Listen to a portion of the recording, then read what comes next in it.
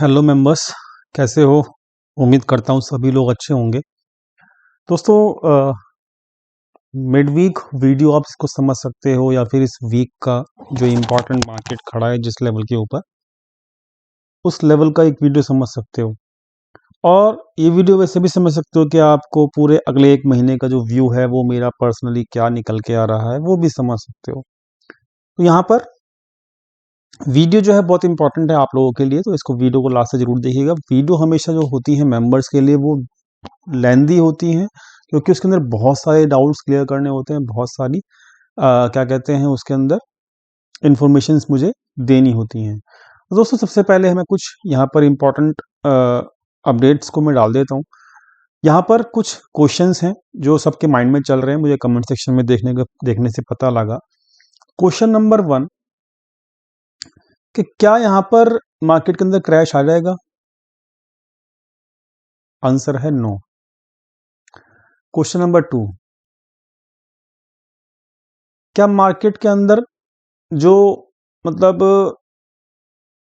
हमारे जो down side move है वो बहुत बड़ी होगी? मतलब कितनी होगी तकरीबन, ये लोग पूछ रहे हैं कि अगर मतलब मार्केट के अंदर क्रैश भी नहीं आएगा तो डाउन साइड मूव अगर आती है, जो टॉप हमारा बना है 18,604 का, ये टॉप बन गया है हमारा, हमको पता लग चुका है ये चीज़ अब। ठीक है, तो इस टॉप से अगर मार्केट गिरता है तो कितना गिर सकता है? ठीक है, तो इसका हम एक साइंटिफिक रूल के तरीके से, मतलब हम इसका एक टारगेट निकालेंगे आज की वीडियो के अंदर। तो ये हमारा सेकंड क्वेश्चन का आंसर आपको मिल जाएगा। तीसरा क्वेश्चन ये है कि हम लोग क्या फटाफट से अपने म्यूचुअल फंड्स को रिडीम कर लें? जी नहीं। Clear, I am telling you, जी नहीं, बिल्कुल भी नहीं। क्योंकि अगर आप जिस लेवल के ऊपर आप रिडीम करोगे फियर, अपने फियर की वजह से कि भाई डर रहा हूं मैं, या फिर मार्केट बहुत नीचे चले जाएगा, मेरा नेगेटिव वो हो जाएगा, तो दोस्तों ऐसा नहीं होता है। मैं आपको लिख के दे सकता हूँ, जिस लेवल के ऊपर आप निकलोगे उसी लेवल के उस लेवल के ऊपर ही आप एंट्री बना पाओगे, नीचे एंट्री नहीं बना पाओगे, just because of your fear. मानता हूं आपके जो रिटर्न्स होंगे म्यूचुअल फंड्स के, वो आपके म्यूचुअल फंड्स के रिटर्न जो हैं वो इस वक्त थोड़े से डाउन हो गए होंगे, मेरे भी हुए हैं। लेकिन मेरे म्यूचुअल फंड्स इन्वेस्टमेंट जो है वो महीने, 2 महीने, 3 महीने की नहीं है, it is for the years. और लॉन्ग टर्म के अंदर जो लॉन्ग टर्म होता है वो डेफिनेटली एक बहुत अच्छा होता है मार्केट के अंदर। बीच बीच में हिकअप्स आते रहेंगे, ठीक है, लेकिन ये नहीं है कि भाई म्यूचुअल फंड्स को लेके हम शॉर्ट टर्म व्यू के हिसाब से म्यूचुअल फंड्स को भी एडजस्ट करते फिरें। ऐसा नहीं है, मेरे भी अभी भी 4 म्यूचुअल फंड्स चल रहे हैं और रेगुलरली उनका जो प्रीमियम है वो मंथली है, जो कि एसआईपी के थ्रू है, वो चल रहा है मेरा, और वो मैं कंटिन्यू कर रहा हूँ। ठीक है, चौथा क्वेश्चन कि हमारा जो नेवर एंडिंग पोर्टफोलियो है उसके अंदर अभी मैं कुछ भी नहीं कर रहा हूँ, और उसके अंदर जो मेरे टोटल पोर्टफोलियो के अंदर जो भी स्टॉक्स थे, जो भी मैंने दिए थे सुपर 30 जो स्टॉक दिए थे आपको, वो 30 से 50 स्टॉक मैंने दिए थे, वो सभी के सभी स्टॉक्स की जो क्वांटिटी है उसकी 70% क्वांटिटी हम ऊपर के लेवल्स के ऊपर ही बुक कर चुके थे। मैंने आपको कहा भी था मार्केट के अंदर गिरावट आएगी, पिछले महीने मैंने कहा था उन लोगों से, मेंबर्स से। तो 70% क्वांटिटी आप बुक कर लीजिए, वो गिरावट अभी चल भी रही है। हमारी जो 30% क्वांटिटी है वो डेफिनेटली हमारी इस वक्त लॉस में चल रही है, लेकिन ये नेवर एंडिंग पोर्टफोलियो के जो भी आपको स्टॉक्स दिए गए थे ये साउंड स्टॉक्स हैं। देखिए, जब मार्केट के अंदर गिरावट आती है तो सभी स्टॉक्स के अंदर, चाहे वो अच्छे स्टॉक्स हों चाहे वो लो मतलब लोअर क्वालिटी की, तो क्या खैर हालत खराब हो जाती है लोअर क्वालिटी की, तो हम उसकी क्या बात करें। लेकिन जो भी अच्छी क्वालिटी के स्टॉक्स होते हैं, जो आपको दिए गए थे 40 से 50 स्टॉक नेवर एंडिंग पोर्टफोलियो के अंदर अक्टूबर मंथ की स्टार्टिंग में, और कुछ दिए गए थे अगस्त और जुलाई की स्टार्टिंग में, तो वो सभी के सभी स्टॉक्स में से 70% क्वांटिटी हम बुक कर चुके थे पहले ही, अक्टूबर मतलब मिड के अंदर ही, और 30% हमारे होल्ड पे हैं। अब जो ये 70% हम क्वांटिटी बुक कर चुके हैं, इसको हम एवरेज कब करेंगे ये भी हम आज के इस वीडियो के अंदर देखेंगे। ठीक है, अ, और इनको हम होल्ड जो करना है हमको, वो हमको एक लॉन्ग टर्म के लिए करना है। देखिए, ध्यान से समझिएगा कि जो लॉन्ग टर्म की मार्केट है, इंडियन मार्केट जो लॉन्ग टर्म की है, वो अभी अभी भी मेरा 22,000 और आप समझ लीजिए 22 से 23,000 तक का टारगेट है निफ्टी का। तो अगर निफ्टी इतना जाएगा तो बाकी जो हमारा पोर्टफोलियो है वो तो डेफिनेटली आउट परफॉर्म करेगा ही करेगा, लेकिन ये लॉन्ग टर्म का टारगेट है। अभी मार्केट 19,000 के आसपास पहुंच चुका था, ठीक है। वहां से मार्केट जो है नीचे डिप कर रहा है, डेफिनेटली कर रहा है और गिरता रहे, मतलब ऐसा नहीं है कि मतलब मार्केट एग्जैक्टली पूरा सीधा सीधा सीधा सीधा ऊपर ही जाता रहेगा। बीच में प्रॉफिट बुकिंग करनी जरूरी है और ये ईयर एंडिंग की प्रॉफिट बुकिंग चल रही है, इसके लिए कोई ज़्यादा पैनिक करने की ज़रूरत नहीं है और बहुत बड़े ख्वाब लगाने की ज़रूरत नहीं है कि मार्केट के अंदर क्रैश आ जाएगा, मार्केट के अंदर जो है वो मतलब क्या कहते हैं, इतना बड़ा डाउन साइड मूव आ जाएगा कि भाई हम तो लुट जाएंगे या फिर हमारा तो क्या कहते हैं बहुत बड़ा नुकसान हो जाएगा। नो, ऐसा नहीं होने का है, ठीक है।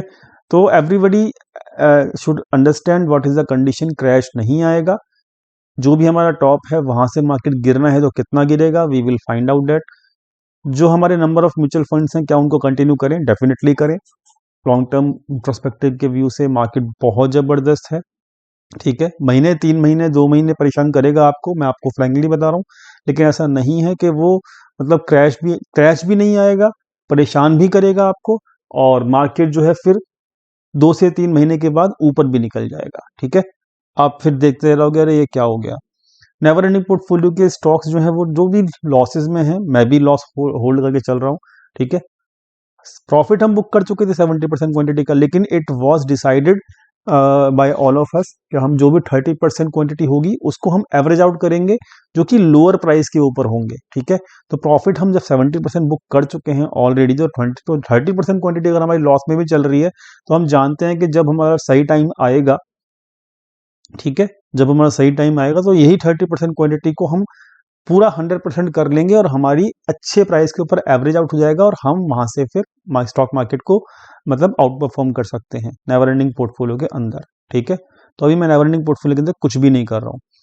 पांचवी चीज के मार्केट का आउटलुक क्या रहेगा, किस तरीके से रहेगा, डिफरेंट डिफरेंट टाइम फ्रेम के ऊपर हम लोग यहाँ पे चेक करेंगे, ठीक है। तो उसके लिए हमको यहाँ पे चार्ट्स के ऊपर देखना होगा। तो हम ये सारी जो डाउट्स हैं आपके यहाँ पे क्लियर कर रहे हैं इस वीडियो के अंदर, तो इस वीडियो को ध्यान ध्यान से समझिएगा, पूरा का पूरा देखिएगा, आपको पूरे के पूरे डाउट्स क्लियर हो जाएंगे, ठीक है। चलो चार्ट्स के ऊपर चलते हैं। चार्ट्स पहले हम यहाँ पे आज जो चार्ट देखेंगे ये देखेंगे मंथली चार्ट, ठीक है। आप रेगुलर अगर हमारे मेंबर्स ओनली वीडियोस देखते हैं तो आपको याद होगा ये जो हमारे क्या कहते हैं इसको क्या कहते हैं इसको मूविंग एवरेज अगर आप रेगुलरली देखते हैं तो मूविंग एवरेज को मैं आपको दिखाता हूं। तो ये मंथली चार्ट के ऊपर मैंने मूविंग एवरेज लगाया हुआ है 10, 20, 50, 100 एंड 200 का।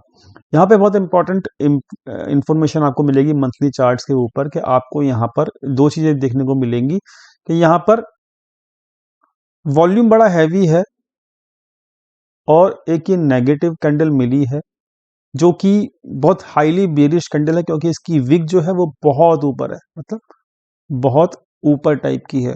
हमेशा ये हैवी वॉल्यूम के साथ जब भी टॉप के आसपास जब कभी भी ऐसी क्या कहते हैं जिसकी बॉडी बिल्कुल पतली हो और प्राइस एक्शन के हिसाब से बता रहा हूँ मैं आपको, और विक बहुत लंबी हो, वो एक नेगेटिव कैंडल होती है, बेरिश कैंडल होती है।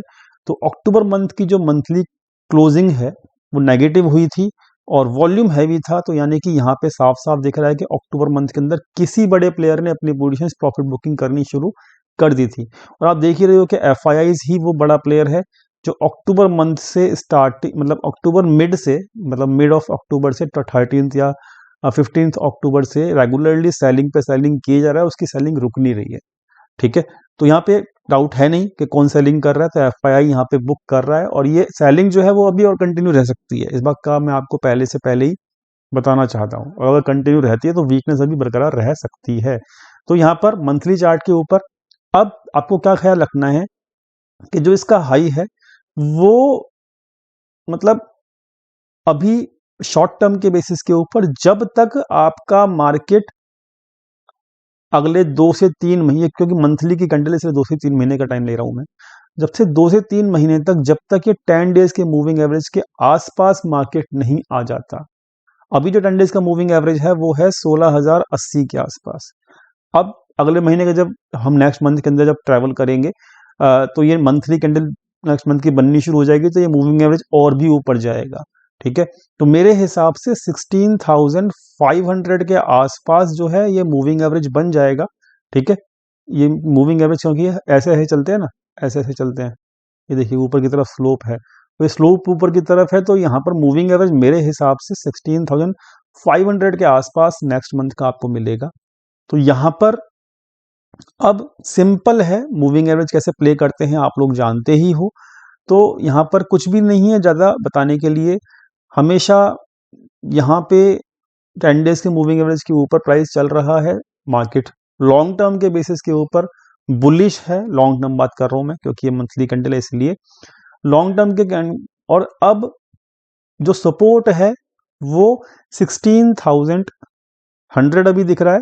यहाँ पर 16,500 के आसपास आपको एक सपोर्ट मिलेगा नेक्स्ट मंथ जब ये मूविंग एवरेज हम देखेंगे तो मंथली कैंडल के ऊपर। तो ख्याल रखिएगा 16,500 के वहां से आपको बाउंस मिलेगा तो वो ज़्यादा अच्छी कंडीशन होगी, बजाय इसके कि अभी बीच में से कहीं आपको रिवर्सल मिले। तो मुझे उसकी उम्मीद नहीं है मंथली कैंडल के ऊपर। और अभी मंथ के अंदर, इस मंथ के अंदर अभी भी जो है 4 और 2 6 ट्रेडिंग सेशन बचे हुए हैं। ठीक है, तो 6 ट्रेडिंग सेशन मतलब मेरे ख्याल से देख लेते हैं कितने बचे हुए हैं। वीडियो लंबी हो रही है लेकिन आप देखेंगे पूरी तो आपको पूरी साइकोलॉजी मेरी समझ में आ जाएगी मैं किस तरीके से काम करता हूँ। दो ट्रेनिंग सेशन इसमें बचे हुए हैं और आपका 2 2 4 ट्रेनिंग सेशन बचे हुए हैं। 4 ट्रेनिंग सेशन आपको ये बता देंगे कि ये कैंडल किस तरीके की बन रही है। ठीक है, ये कैंडल किस तरीके की बन रही है। मुझे लगता है इस महीने में ये जो हाई है इस कैंडल का जो 17,150 के आसपास है ये ब्रेक नहीं करेगा। ठीक है, और मेरे हिसाब से जो क्लोजिंग है वो कहीं ना कहीं जो है मतलब एक नेगेटिव क्लोजिंग होनी चाहिए मार्केट की। इस कैंडल के जो पुरानी कैंडल की क्लोजिंग है उसके अकॉर्डिंग, उसके भी हाफ के ऊपर, मतलब पिछली कैंडल की जो क्लोजिंग थी वो 17,671 की थी और इस बार की जो क्लोजिंग होगी वो 17,671 से नीचे ही होनी चाहिए, ये मेरी एक्सपेक्टेशन है। बाकी मार्केट बताएगा कैसे क्लोजिंग होगी, आपको भी फोकस रखना है इस चीज़ के ऊपर। तो यहाँ पर अभी करंट मंथ की मैं बात करूँ तो ये एक बियरिशनेस है यहाँ पे और आपको समझ में दिख भी रहा होगा। ठीक है, तो ये मंथली कैंडल हो गया। अब हम बात करते हैं वीकली कैंडल की। ठीक है, तो वीकली कैंडल टोटली आपको यहाँ पे दिख ही रहा है। यहाँ पे ये 18th यानी कि 15th ऑफ 18 या 15 या 18 तारीख के आसपास से ही एफआईज ने सेल करना शुरू किया। ठीक है, और मैंने आपको सिंपल एक चीज़ बोली थी मूविंग एवरेज के हिसाब से, क्या बोला था याद करो कि जो रेड कलर का जो मूविंग एवरेज है ये 20 डेज का मूविंग एवरेज है और यहाँ पर एक बार टेस्ट किया मूविंग एवरेज को, यहाँ पर 2 बार टेस्ट किया मूविंग एवरेज को, यहाँ पर तीसरी बार भी टेस्ट कर रहा है। और आप चेक कर सकते हो कि 218 से बाउंस किया और 212 जो था वो आपका जो था मूविंग एवरेज था इस वीक में जब टेस्ट करने आया नीचे। तो ये तीसरी बार ये टेस्ट ऑलरेडी कर चुका है। और दोस्तों आप जानते ही हो मूविंग एवरेज के हिसाब से जो भी एनालिसिस होती है, ठीक है, वो क्या बोलता है, वो ये बोलता है कि तीसरी बार जब टेस्ट कर रहा होता है, क्योंकि देखिए वीकली कैंडल है, ये ऐसा तो होगा नहीं एक ही दिन के अंदर आपको पूरी की पूरी कैंडल बन के पूरी तैयार हो जाएगी, ऐसा तो होगा नहीं। तो इसमें पूरा वीक का वेट करना होता है। तो यहाँ पर एक बार टेस्ट हुआ, यहाँ पर दूसरी बार टेस्ट हुआ और अब ये तीसरी बार टेस्ट हो रहा है। तो जब तीसरी बार टेस्ट हो रहा है तो ध्यान दीजिएगा अब 212 यानी कि 200 का 17,200 का एक ऐसा लेवल होगा जो इस वीक के लिए, जो करंट में अभी 2 दिन बचे हुए हैं, इसको ये कैंडल जो है क्योंकि अगले 2 दिन के अंदर कंप्लीट हो जाएगी। तो अब आपको देखना है कि ये दो रिमेनिंग जो 2 दिन बचे हुए हैं क्या ये 200 का लेवल सस्टेन कर पाता है मार्केट या नहीं कर पाता। अगर नहीं कर पाता तो दोस्तों फिर मार्केट को यहाँ पे नीचे की तरफ गिरने से नहीं रोक पाएगा कोई भी और मतलब फिर 17,200 के नीचे क्लोजिंग दे देता है अगर ये करंट हफ्ता, तो फिर मार्केट बहुत बेरिश हो जाएगा। फिर मार्केट का जो लेवल निकल के आता है ना वो 16,500 और मतलब पहला तो 16,500 ही आएगा। ठीक है, तो नीचे गिरना तय हो जाएगा अगर 17,200 के नीचे क्लोजिंग मिल जाती है तो इस वीक की। और ऊपर की तरफ अगर रेसिस्टेंस देखें आप तो 17,663 ये 10 डेज का मूविंग एवरेज है, ये रेसिस्टेंस के लिए काम करेगा। तो यानी कि ओवरऑल 17,700 का जो है वो एक रेसिस्टेंस है अभी करंट वीक के लिए 17,700 का, ठीक है, ये एक रेसिस्टेंस है। सपोर्ट जो है 17,200 का है और इसके नीचे की जो है फिर अगर क्लोजिंग हो जाती है 17,200 के नीचे की क्लोजिंग हो जाती है फिर तो आपको 16,500 आने में बहुत ज़्यादा टाइम नहीं लगेगा, ठीक है, ये बात आप लिख लीजिएगा। लेकिन होती है जब भी होगी, ये इस हफ्ते में होगी या अगले हफ्ते में होगी क्लोजिंग इसके नीचे, वो मार्केट डिसाइड करेगा। मैं हमें बिल्कुल भी नहीं बता सकता कि इस वीक में होगा ये क्लोजिंग इसके नीचे या अगले हफ्ते में होगा, ठीक है। लेकिन अगर ये क्लोजिंग होती है जब कभी भी होती है इस हफ्ते या अगले हफ्ते जब भी होगी तो दोस्तों फिर मार्केट आपको 16,500 के भी दर्शन कराएगा और दिस लेवल 16,500 जो लेवल है ये एक अच्छा सपोर्ट रहेगा मार्केट के लिए अभी शॉर्ट टर्म के पीरियड के बेसिस के ऊपर, ठीक है। तो मार्केट कहीं भी ऐसा नहीं है कि 15,000 जा रहा है या फिर आप सोचो कि 12,000 जा रहा है या फिर आप सोचो 10,000 जा रहा है, क्योंकि ऐसी वीडियोस बहुत बन रही हैं यूट्यूब के ऊपर, तो ऐसा नहीं होने वाला है, ठीक है। तो ध्यान से समझ लीजिएगा लेवल जो इंपॉर्टेंट है इस करंट वीक के अंदर 17,200 का लेवल है, इसके नीचे टूटेगा और या फिर इसके नीचे क्लोजिंग देगा तो खतरनाक तरीके से फिर आपको बीरिशनेस देखने को मिलेगी और ये जो है मतलब आपको ख्याल रखना होगा, ठीक है। इसका एक लेवल का मतलब ख्याल रखिएगा, मैं आपको पहले से पहले ही इसकी इम्पोर्टेंस बता रहा हूँ, ठीक है। आते हैं अब वनडे के चार्ट के ऊपर। यहाँ पर वनडे के चार्ट के ऊपर देखिए क्या होता है, मैं आपको यहाँ पे वनडे के चार्ट के ऊपर भी दिखा रहा हूँ क्या इंपॉर्टेंस है इस वनडे के चार्ट की। देखिए यहाँ से गिरना शुरू किया, ठीक, अब मैं वनडे के चार्ट को भी आपको दिखाता हूँ, ध्यान से समझिएगा, ठीक है, ओके। तो यहाँ पर मैं आपको दिखाता हूँ आपको, ये देखिए यहाँ पर अब इसको थोड़ा सा और स्क्वीज कर लेते हैं ताकि आपको ये पूरा दिखे, ओके। ये ब्राउन कलर की जो लाइन है ना ये 100 डेज की मूविंग एवरेज है, ध्यान से समझिएगा, पूरा का पूरा इंपॉर्टेंस आपको समझ आ जाएगा कि किस तरीके से सपोर्ट एंड रेसिस्टेंस काम करते हैं, ठीक। यहाँ पे देखिए पहली बार सपोर्ट लिया था, पहली बार, ठीक है, पहली बार सपोर्ट लिया 100 डेज की मूविंग एवरेज के ऊपर। सेकंड टाइम जब सपोर्ट लिया 100 डेज के मूविंग एवरेज के ऊपर तो यहाँ पे लिया, ठीक। अब तीसरी बार जो है वो सपोर्ट अराउंड मतलब आप समझ लीजिए 17 ये 130 या 140 के आसपास था, तो वहीं पे 50-60 पॉइंट रह गए बस, अदरवाइज इसके आसपास ही जो है आपका ये सपोर्ट है, मतलब तीसरी बार इसको टेस्ट करने के लिए मार्केट रेडी है। तो यहाँ पर इस हफ्ते के लिए जो है अब ये तीसरी बार इसको टेस्ट कर रहा है ऑलरेडी, और बाकी के जितने भी मूविंग एवरेजेस हैं तो वो ऑलरेडी सब 3-3 बार टेस्ट हो चुके हैं और तीसरी बार जो है मूविंग एवरेज जो भी होता है सपोर्ट का ना टूट जाता है, ठीक। आप इसको बात समझ ही लीजिए।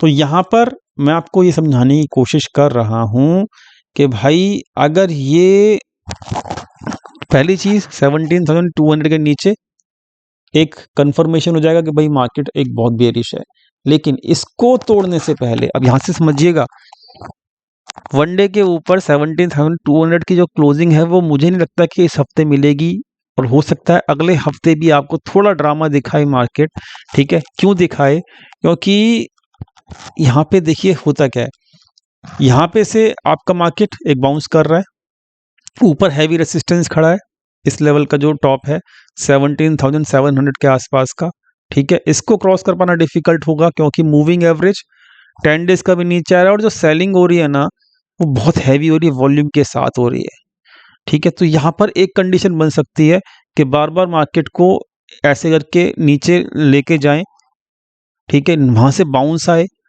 फिर नीचे लेके जाएं, मतलब और फिर एक बाउंस आए, मतलब एक रेंज दिख सकती है, ध्यान से समझिएगा, एक रेंज दिख सकती है आपको यहाँ पे 50 डेज मूविंग एवरेज और 100 डेज मूविंग एवरेज के बीच में, 1 डे के चार्ट के ऊपर, और कुछ दिन तक यहाँ पर आपको परेशानी देखने को मिल सकती है कि मार्केट इस 2 रेंज के बीच में फंस गया है। ठीक है, 2 रेंज के बीच में फंस गया है, और 2 रेंज जो 2 रेंज है वो है नीचे 17,200 के आसपास और ऊपर है 17,700 के आसपास। इसके बीच में कहीं ना कहीं मार्केट थोड़ा कंसोलिडेट करेगा। देखिए क्या होता है ना, ध्यान से समझिएगा। मार्केट गिरता है, फिर एक कंसोलिडेशन में जाता है, फिर गिरता है, फिर यहाँ कंसोलिडेशन में जाता है, फिर गिरता है, फिर एक कंसोलिडेशन में जाता है।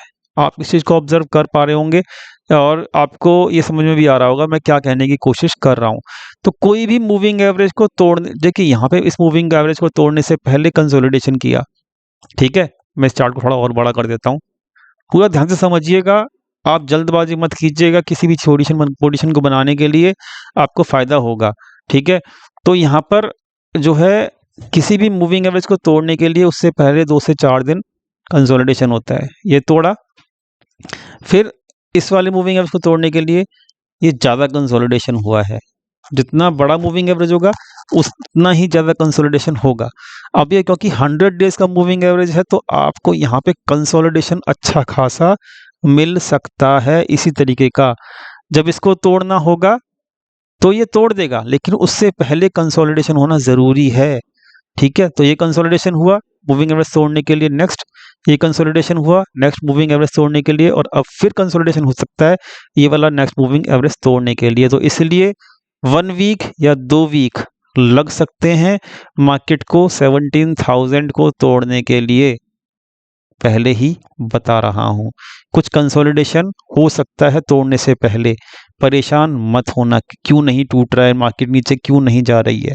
ठीक है, वन मोर थिंग कि यहाँ पर आपको बुलिश नहीं होना है। पहली चीज, जब तक मार्केट की क्लोजिंग 17,680 या 700 के ऊपर नहीं हो जाती 1 डे के ऊपर। ठीक है, जब तक हम कोई भी मतलब बुलिश नहीं होंगे आप, अल्टीमेटली मार्केट को यहाँ पे 16,100 के लेवल पे आना ही आना है। ठीक है, आना ही आना है। अब ये कब आएगा ये मार्केट डिसाइड करेगा, लेकिन हम इतना जानते हैं कि हर लेवल को तोड़ने से पहले कुछ कंसोलिडेशन हो सकता है और कुछ कंसोलिडेशन आपको दिख सकता है। मार्केट आपको कहेगा कि आप बुलिश हो जाओ, आपको दिखेगा चार्ट पैटर्न, अरे यार ये तो बुलिश हो गया, डाटा भी बताएगा अरे यार ये तो बुलिश हो गया, लेकिन धोखे में मत आना। इस चीज़ को मैं आपको पहले ही बता रहा हूँ क्योंकि मंथली कैंडल और वीकली कैंडल दोनों के दोनों बियरिश हैं। ठीक है, समझ गए होंगे सारा का सारा पैटर्न जो चार्ट के ऊपर मुझे दिख रहा है पर्सनली। तो यहाँ पर अब कुछ दिन तक, मतलब अगले 2 से 3 दिन या 4 दिन तक आपको इस तरीके की जो है कुछ कंसोलिडेशन दिख सकती है यहाँ पर भी। उसके बाद टूटेगा तो वो बहुत तेजी से टूटेगा, क्योंकि देखिए जो भी कंसोलिडेशन होने के बाद जब गिरता है मार्केट तो बहुत तेजी से टूटता है। ठीक है, बहुत तेजी से टूटता है। तो ये तेजी से टूटने के लिए कंसोलिडेशन होना जरूरी है। उस कंसोलिडेशन के अंदर मार्केट के अंदर बड़े प्लेयर बेरिश पोजीशंस बनाते हैं और उसके बाद मार्केट को नीचे गिरा देते हैं। तो ओवरऑल आपको समझ में आ गया होगा किस तरीके का यहाँ पे चार्ट पैटर्न आपको 1 डे के ऊपर दिख रहा है और क्या हो सकता है। इसलिए परेशान मत होना। हफ्ते 2 हफ्ते लगे हैं अगर मार्केट को टूटने में तो उसको पूरा टाइम देने देना मार्केट को। बुलिश हम तभी होंगे जब मार्केट 700 के ऊपर चला जाएगा। ठीक है, तभी हम बुलिश होने की सोचेंगे, अदरवाइज हम बुलिश होने की बिल्कुल भी यहाँ पे नहीं सोचेंगे। ठीक है, निफ्टी की चाल पूरी समझ में आ गई है। उम्मीद करता हूँ पूरा मतलब मार्केट में आपको दिख गया होगा किस तरीके से मतलब मार्केट चल सकता है। बीच बीच में आपको कंसोलिडेशन के अंदर ग्रीन क्लोजिंग भी मिलेंगी, लेकिन उसका मतलब ये नहीं है कि मतलब मार्केट बुलिश हो गया है। ठीक, अब यहाँ पे देखो बैंक निफ्टी के अंदर देखो, बैंक निफ्टी को ये लेवल टू अटैच करने आना ही आना है। कौन सा लेवल? ये वाला। कौन सा है ये लेवल? 35,680 का, 35,500 लगा लीजिए आप मोटा मोटा लेवल के ऊपर।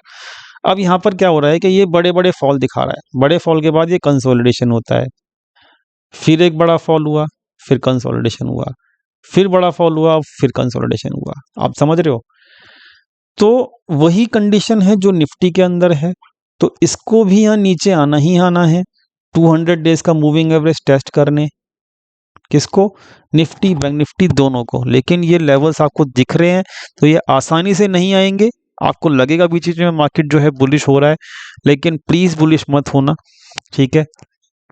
बेशक से जो है वो क्वांटिटीज आप कंट्रोल रखो, अगर बुलिश ट्रेड लेते भी हो तो ट्रेलिंग स्टॉप लॉस रखो, और क्या कहते हैं आप अपनी क्वांटिटीज बिल्कुल कम रखो, लेकिन परेशान नहीं होना। मार्केट आपको तड़पा तड़पा के, मतलब मार्केट सबको अपना जो है कंफ्यूजन क्रिएट कर करके मार्केट नीचे जरूर आएगा, ठीक है। तो मार्केट का अल्टीमेटली जो टारगेट है वो नीचे का ही है। अगले महीने का दिसंबर मंथ का 200 डेज का मूविंग एवरेज टेस्ट करने का पूरा मूड है बैंक निफ्टी और निफ्टी दोनों के अंदर। वन डे के चार्ट के ऊपर मंथली क्लोजिंग हमको देखनी होगी। देखिए इसका जो मंथली क्लोजिंग है वो आपका 35,000 के आसपास है, तो आ सकता है इसके आसपास, कोई दिक्कत नहीं है, लेकिन बहुत आसानी से नहीं आएगा, इस बात को आप ख्याल रखिएगा। मतलब कंसोलिडेशन होने के बाद ही आएगा, ठीक है। इसका वीकली कैंडल अगर आप देखोगे तो ये भी बेयरिश है अल्टीमेटली, और इसका जो अच्छा खासा सपोर्ट है वो आप देख लीजिए 35,000, ठीक है, 35,500 के आसपास से ही नज़र आ रहा है, ठीक है। तो ऑलमोस्ट हर लेवल के ऊपर जो है, हर कैंडल के ऊपर जो है वो नीचे की तरफ की ही राह दिख रही है, चाहे वो वनडे का हो चाहे वो मंथली का हो। लेकिन परेशान मत होना, अगर छोटे छोटे दिन भी मिलें बीच में आपको, कंसोलिडेशन वाले दिन भी मिलें, या फिर छोटी मोटी ग्रीन कैंडल भी मिलें आपको, तो भी आप परेशान नहीं होंगे, क्योंकि वहां पर अल्टीमेटली जो है मार्केट को नीचे आना है, और वो मार्केट सबको माल अपना बेच के बड़े प्लेयर अपना प्रॉफिट बुक करेंगे। तो इसलिए बीच बीच में आपको ये कंसोलिडेशन या बीच बीच में आपको ग्रीन कैंडल्स भी मिलती रहेंगी, तो इसका ख्याल जरूर रखिएगा। तो आपको मेरा व्यू क्लियर हो गया है कि मार्केट को 200 दिन का मूविंग एवरेज टेस्ट करना ही है, वो चाहे निफ्टी हो चाहे बैंक निफ्टी हो। और अभी मार्केट के अंदर गिरावट जारी रह सकती है, किस तरीके से रहेगी वो आपको क्लियर हो चुका है, ठीक है। बहुत फास्ट नहीं मिलेगी गिरावट आपको, ठीक है। और मार्केट कितना गिरेगा, अब देखिए आप कह रहे थे कितना मार्केट गिरेगा, सेकंड क्वेश्चन का आंसर आपको मिल गया होगा। मार्केट 200 दिन का ईएमए टेस्ट करने आएगा वन डे के ऊपर, बस ये इतना मार्केट कम से कम अभी मुझे गिरता हुआ नजर आता है। तो अगर आप ये सोचो, और ये जो है अगर आप लगाओगे तो 10 टू टोटल अगर फॉल लगाओगे निफ्टी के अंदर, तो 10 से लेके 15% तक का ही फॉल मुझे नजर आता है अपने टॉप से।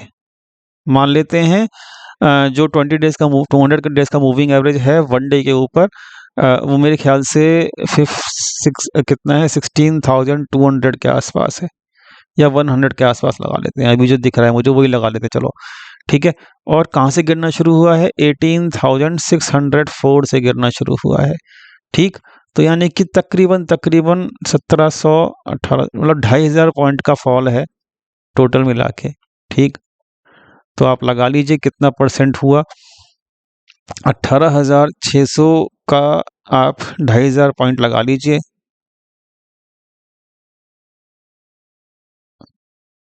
तो ये तकरीबन आपका 13% हुआ, 13 से 14% हुआ। तो जब कभी भी एक बुलिश मार्केट के अंदर, जो भी एक बुलिश मार्केट के अंदर जब बीच बीच में जर्क आते हैं तो 10 से 15% तक आ सकते हैं, उसी की उम्मीद है, उससे ज़्यादा की उम्मीद नहीं है। और जब ये जर्क पूरा हो जाएगा आपको सिंपल सिग्नल मिलने शुरू हो जाएंगे मार्केट की स्ट्रेंथ के, और फिर हम वहाँ पर अपनी बुलिश पोजीशंस को दोबारा से बनाना शुरू कर देंगे। So this is ultimately what I am thinking for the next month, and I hope this video will help you all. And बस यही बोलूँगा कि बहुत तेज़ी से मार्केट नीचे गिरता हुआ नहीं मिलेगा, बुलिश होता हुआ आपको मार्केट दिखेगा बीच बीच में, लेकिन आप बुलिश मत होइएगा, क्योंकि वहाँ पे कंसोलिडेशन के अंदर आपको थोड़ी बहुत ग्रीन कैंडल्स मिलेंगी। तो ये था अपडेट। और अभी इस वीक के लिए क्या करना है, रिमेनिंग जो 2 दिन बचे हुए हैं, सिंपल है। निफ्टी के अंदर आपको देखना है कि यहाँ पर निफ्टी की बात कर लेते हैं पहले। निफ्टी की वीकली कैंडल अगर आप देखोगे तो निफ्टी के अंदर वीकली कैंडल के अंदर आपको यही चेक करना है कि क्या 200 के नीचे तो मार्केट क्लोज नहीं हो रहा, 200 के नीचे होता है तो then Nifty will be very weak, ठीक है। बैंक निफ्टी की बात करते हैं। बैंक निफ्टी की बात कर लेते हैं वीकली कैंडल के ऊपर।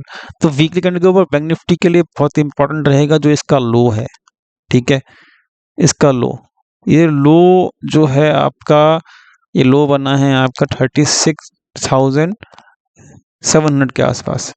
इसके आसपास अगर क्लोजिंग देता है, इस लो के आसपास भी अगर क्लोजिंग मिल जाती है अगले 2 दिन के अंदर, तो बैंक निफ्टी भी बहुत वीक हो जाएगा, ख्याल रखिएगा। तो हमको बस इस वीक के अंदर 2 दिन बचे हैं, बस इस वीक की जो क्लोजिंग है वो ऊपर के लेवल पे वो जाके होती है, नीचे के लेवल पे जाते होती है, ये हमको अब ऑब्जर्व करना है। उसके बाद आप जानते ही हो राह कहाँ की पकड़नी है हमको, कैसी राह, कौन से टारगेट मिलेंगे आपको, वो सब जानते हो आप। तो अभी भी डाटा बेरिश ही है, डाटा मैं डेली बेसिस के ऊपर अपडेट कर ही रहा हूँ।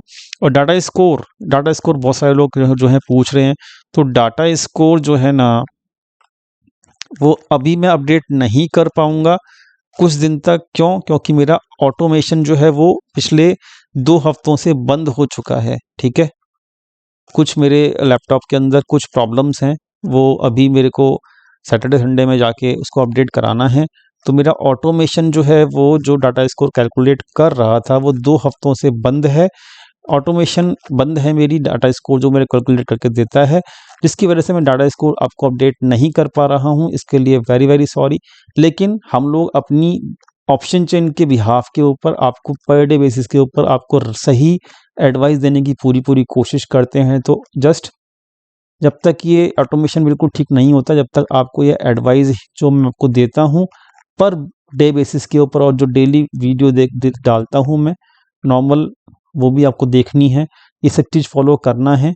जैसे ही ये ऑटोमेशन ठीक होगा तुरंत मैं आपको डाटा स्कोर भी देना शुरू कर दूंगा। मुझे अभी खुद नहीं पता मेरा डाटा स्कोर अभी क्या चल रहा है, ठीक है, बट कोई बात नहीं, हमें डाटा स्कोर तो चलो एक सिंबल था कि हमें मार्केट का ट्रेंड समझ में आ जाएगा, लेकिन अभी की कंडीशन जो है वो भी आपको समझ में आ ही रही है, और हम लोग डेली बेसिस के ऊपर अपना बिल्कुल एनालिसिस बिल्कुल ठीक कर ही रहे हैं। उम्मीद करता हूँ सबको समझ में आ गया होगा सब कुछ।